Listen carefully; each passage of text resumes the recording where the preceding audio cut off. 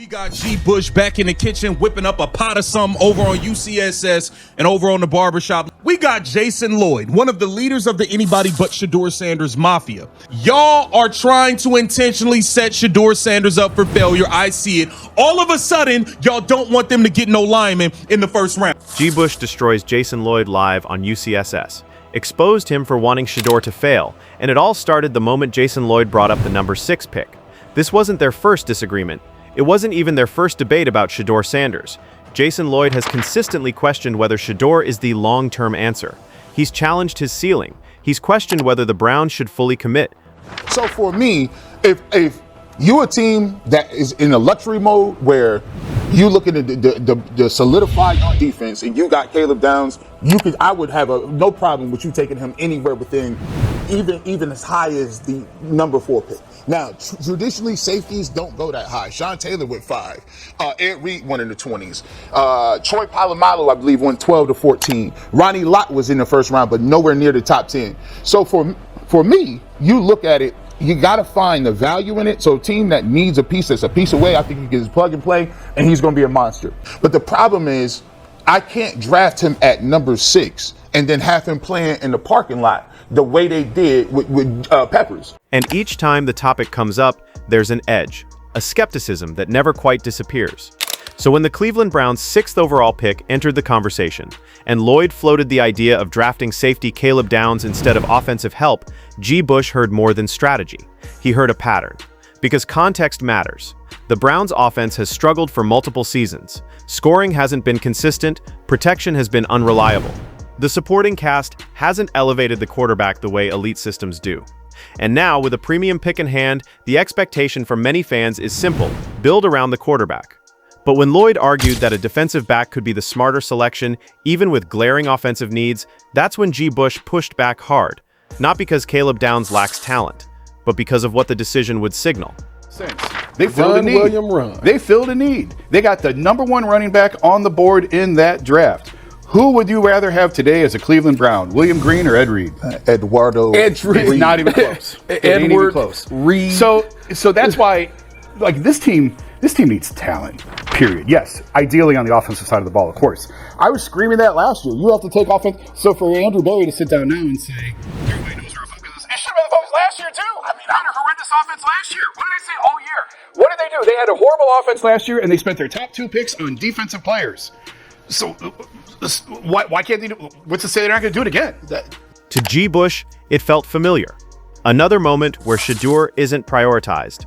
Another moment where the focus shifts away from giving him the best possible chance to succeed. And that's when the tone changed, because this wasn't just about a draft board anymore. It was about whether Jason Lloyd, intentionally or not, keeps advocating for paths that make Shedeur's development harder. And if that happens again, who benefits? No one questioned Caleb Downs' ability. He's widely respected. Elite instincts, high football IQ, playmaker in space, a player who could elevate any secondary. But the issue wasn't whether Downs was good. The issue was whether he was necessary. The Browns' defense ranked 14th in points allowed, not dominant, but far from broken. There were pieces in place. There was structure. There was competence. Meanwhile, the offense had repeatedly failed to impose itself on games. So when the idea of drafting a safety at number 6 was presented as a serious option, the pushback came fast. The argument from G. Bush wasn't emotional, it was strategic.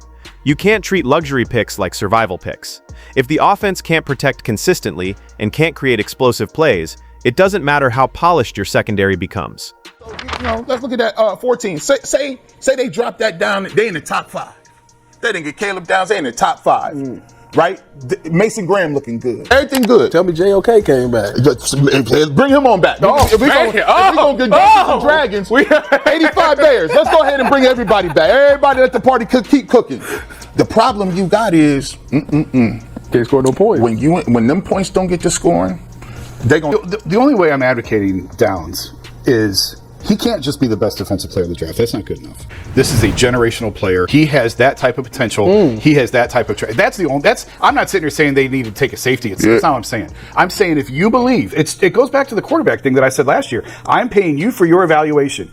I don't care what anybody else says. This dude is a generational player. If you're telling me that's that type of player, I want that type of player on my team. I don't care about what else we do or we don't have, because this team needs talent. If you period. And that's where the draft debate turns into something much deeper. This isn't about Caleb Downs. It's about whether Cleveland is building around Shedeur or testing him without proper support. And that distinction matters.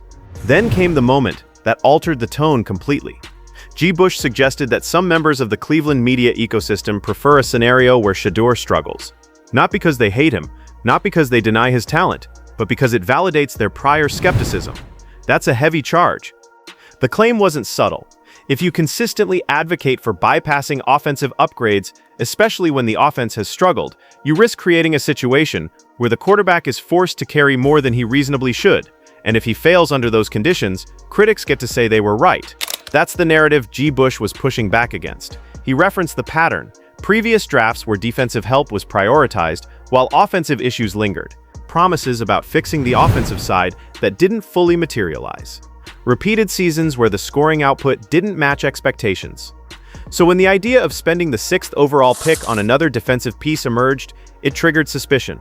Was this really about maximizing the roster, or was it about maintaining a storyline?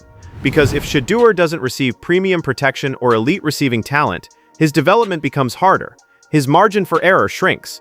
This doesn't only affect Shedeur, it affects the general manager. Andrew Berry's track record is part of the conversation. In previous years, resources were spent on defense while offensive frustrations persisted. Coaching changes followed. Expectations tightened. Ownership has made it clear that mediocrity isn't acceptable. So if Berry drafts a defensive back at number 6 and the offense continues to sputter, the fallout won't be subtle. Because then the narrative becomes, you knew what the problem was. You acknowledged the need for offensive growth, and you chose defense anyway. That's a dangerous position to be in. G. Bush framed it bluntly. If you ignore obvious offensive needs and the results don't improve, that decision becomes attached to your job security. Draft picks aren't isolated events. They're long-term statements about philosophy. If the Browns draft defense and the offense thrives, Berry looks brilliant. But if they draft defense and the offense stalls again, critics won't blame the safety. They'll blame the decision. And that's why the debate is so intense. Because it's not about this season alone. It's about trajectory. It's about whether Cleveland is aligned on its identity or divided internally on how to evaluate its quarterback. Shedeur didn't elevate enough. But is that a fair conclusion if the roster around him wasn't upgraded appropriately? That's the question fans are wrestling with. Because development isn't just about talent, it's about environment. Quarterbacks grow when they're protected. They thrive when receivers win matchups. They gain confidence when drives aren't constantly under pressure. Remove those elements, and even promising players look average. That's why G. Bush's accusation resonates with so many viewers. If you want to fairly judge Shedeur, you give him the tools. If you don't, then the outcome might be predictable. And predictable outcomes often serve pre-existing narratives. So now Cleveland stands at a crossroads. Draft offense and fully commit to evaluating your quarterback with proper support. This wasn't just a heated segment. It was a challenge to the direction of a franchise. G. Bush didn't just disagree with Jason Lloyd. He questioned the underlying philosophy behind the suggestion. Is Cleveland building around Shedeur Sanders, or putting him in a position where the blame falls on him first? The 6th overall pick will answer that. And when draft night arrives, every choice will feel like confirmation of one side or the other. So what do you think? Is this smart roster construction, or is G. Bush right to raise the alarm? Drop your thoughts in the comments. If you want more breakdowns like this, raw, detailed, and straight to the point, hit subscribe and turn on notifications. Because in Cleveland, this story is just getting started.